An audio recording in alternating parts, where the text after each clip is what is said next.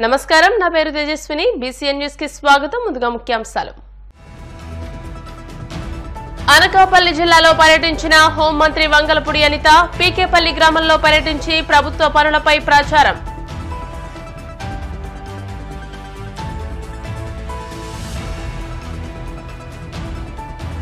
పాలకొల్లులోని క్షీర రామలింగేశ్వర స్వామి ఆలయంలో ప్రత్యేక పూజలు.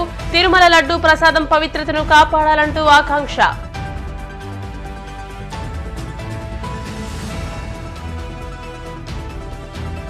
అమలాపురం బండారులంకలో హిందువుల దీక్షలు. తిరుమల లడ్డూ ప్రసాదాన్ని అపవిత్రం చేసిన వారిని శిక్షించాలంటూ డిమాండ్.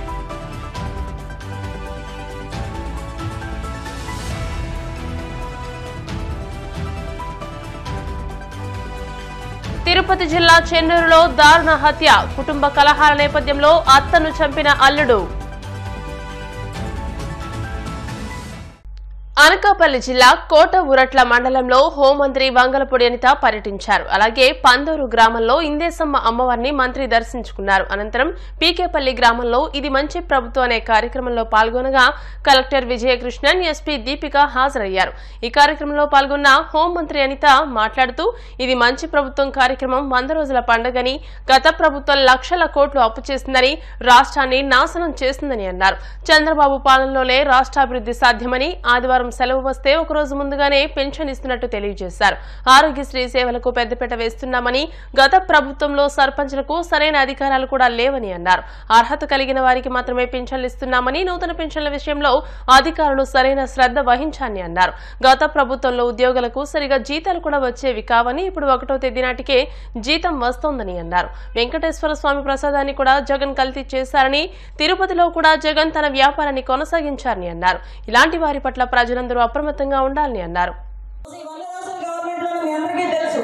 పెన్షన్స్ 4,000 రూపాయలు చేసిన వెంటనే 4,000 రూపాయలు ఎలా ఇస్తారన్నారు.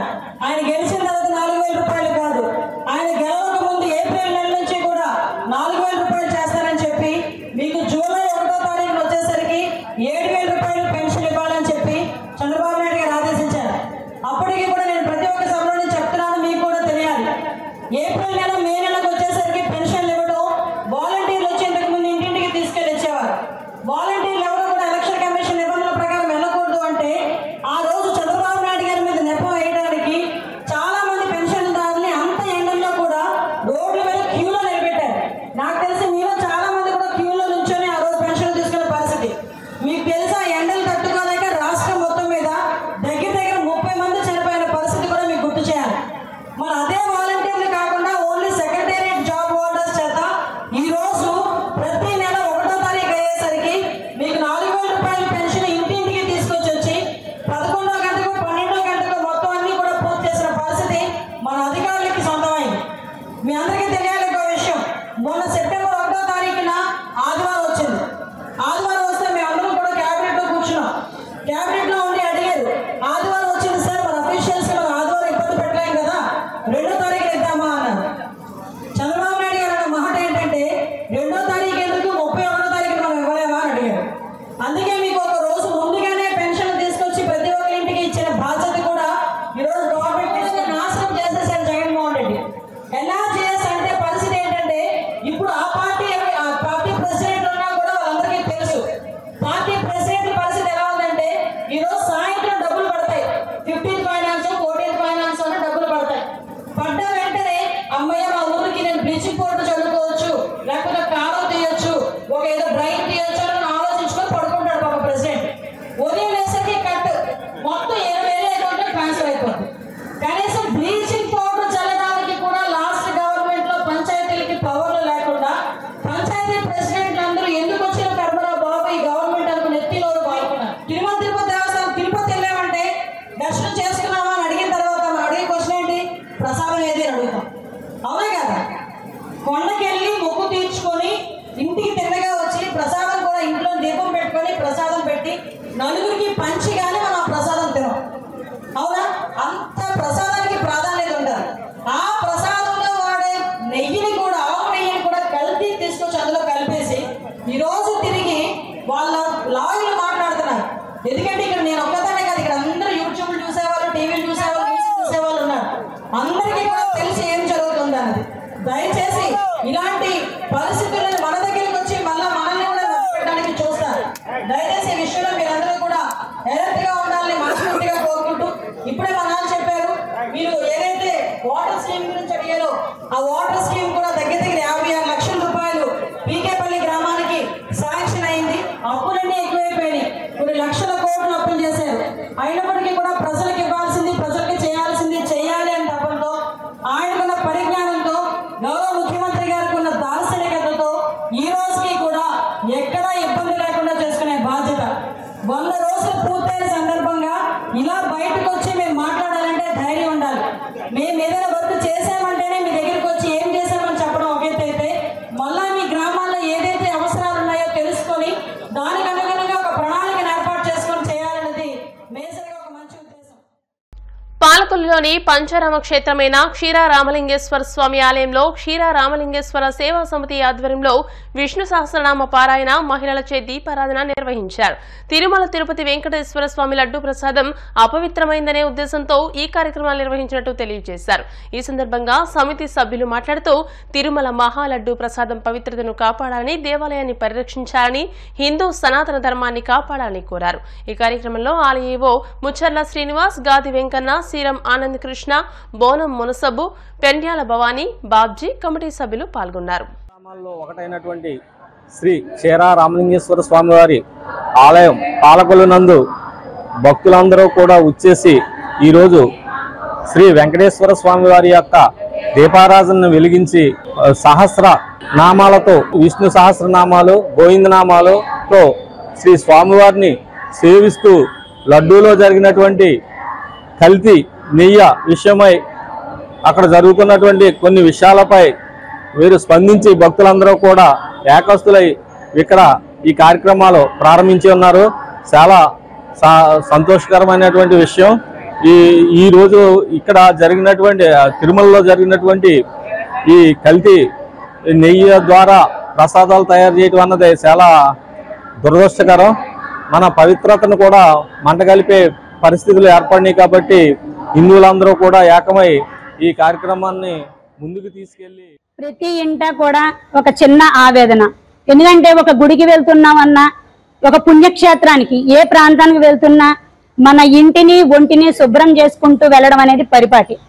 మన కష్టాలు తొలగించమని చెప్పేసినని కలియుగ వైకుంఠునికి ఎన్నో మొక్కులు చెల్లించుకుంటూ ఆ స్వామి దర్శన భాగ్యం కోసం ఎంతకాలం వేచి చూసి ఆ స్వామి దర్శనం అయిన పిదప ఆ స్వామి ప్రసాదాన్ని లడ్డూని కళ్ళకద్దుకుని తీసుకుని మన వాళ్ళందరికీ కూడా పంచిపెట్టుకోవడం, మీకు కూడా దర్శనం కావాలి, మీ కష్టాలు తొలగాలని చెప్పిన ప్రతి ఒక్కళ్ళం కూడా ఆశించడం అనేది పరిపాటి.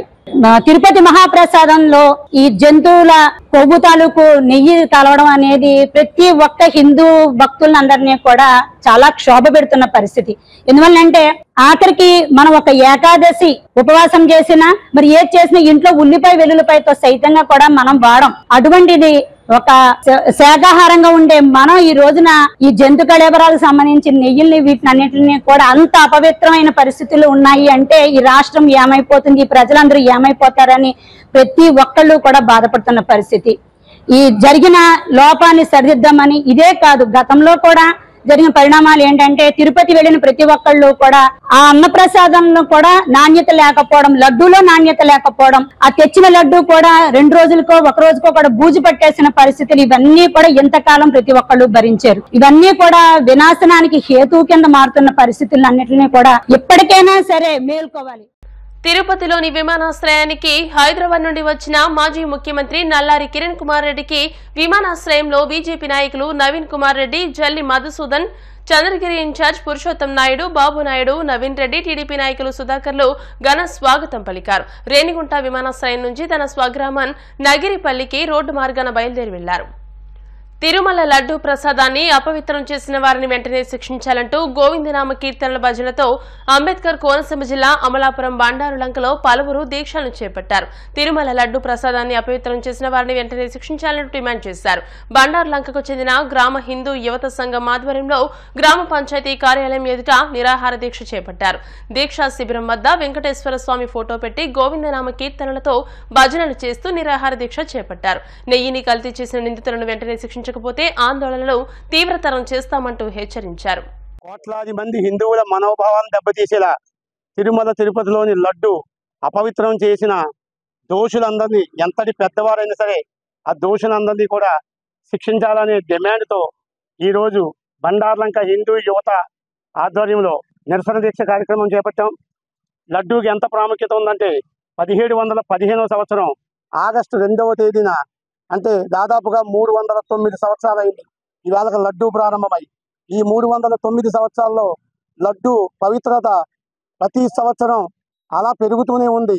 కానీ గత 5 ఏళ్లుగా తిరుమల తిరుపతి దేవస్థానంలోని లడ్డూతో పాటు అన్ని విభాగాల్లో కూడా అన్యమత సంస్థలు దూరటం వల్ల, లేకపోతే రాజకీయ ప్రమేయాలతోనూ హిందువుల మనోభావాలు దెబ్బతీసేలాగా గత ప్రభుత్వం తిరుమల తిరుపతి లడ్డు విషయంలో అశ్రద్ధ చూపించిందని, దీనికి నిరసనగా మా హిందూ బంధువులందరూ కూడా నిరసన ఉద్యమంతో పాటు ఇది నాందిగా చెబుతూ రాబోయే రోజుల్లో ఈ తిరుపతి లడ్డు మీద దోషుల్ని శిక్షించకపోతే హిందూ బంధువులందరూ కూడా ఈ ఉద్యమాన్ని తీవ్రతరం చేస్తామని బండార్లంగా హిందూ యువత తరపున తెలియజేస్తున్నాం. కోట్లాది మంది భక్తుల ప్రసిద్ధ పుణ్యక్షేత్రం శ్రీ కలియుగ వెంకటేశ్వర స్వామి వారి సన్నిధి.